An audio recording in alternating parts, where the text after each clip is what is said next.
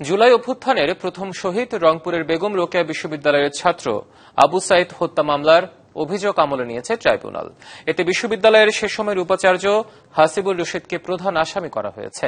তদন্তে ৩০ জনের সম্পৃক্ততা পেয়েছে প্রসিকিউশন। আদালত অভিযোগ আমলে নিয়ে ২৬ জনের বিরুদ্ধে গ্রেপ্তারি পরোয়ানা জারি করেছে। মামলার পরবর্তী শুনানির দিন ঠিক করা হয়েছে ১০ জুলাই। আবু সাইদ বৈষম্য বিরোধী ছাত্র আন্দোলন যখন তুঙ্গে, তখন পুলিশের গুলির সামনে বুক চিতিয়ে দাঁড়ায় সাইদ। ২০২৪ সালের ১৬ জুলাই হাত খুলে বুক চিতিয়ে দাঁড়ানো সাইদ নিহত হন পুলিশের গুলিতে। আর সেই মৃত্যু দৃশ্যের ভিডিও মুহূর্তে ছড়িয়ে পড়ে দেশে বিদেশে।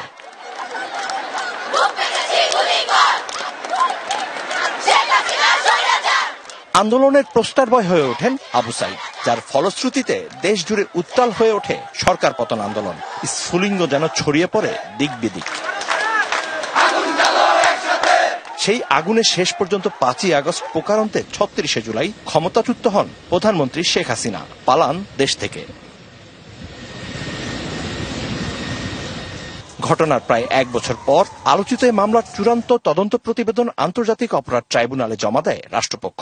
তদন্তে ৩০ জনের সম্পৃক্ততা পেয়েছে প্রসিকিউশন। সুতরাং সুপিরিয়র দায় হচ্ছে শেখ হাসিনার, আসাদুজ্জামান খান কামালের, আইজিপির এবং তারপরে পুলিশের রংপুরের যারা ঊর্ধ্বতন কর্তা ছিলেন তাদের ব্যাপারে ঊর্ধ্বতন দায় এখানে এই মামলাতে পাওয়া গিয়েছে এবং তাদের ব্যাপারে চার্জশিট দাখিল করা হয়েছে।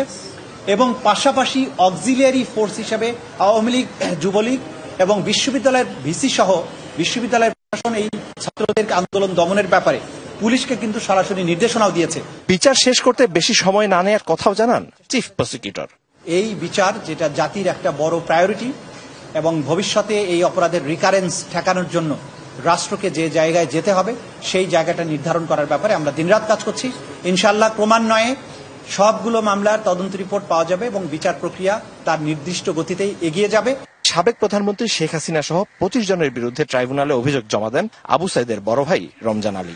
এই মামলায় কারাগারে থাকা ৪ আসামি হলেন বেগম রোকেয়া বিশ্ববিদ্যালয়ের সাবেক প্রক্টর শরীফুল ইসলাম, পুলিশের সাবেক সহকারী উপপরিদর্শক আমির হোসেন, কনস্টেবল সুজন চন্দ্র রায় ও ছাত্রলীগ নেতা ইমরান চৌধুরী।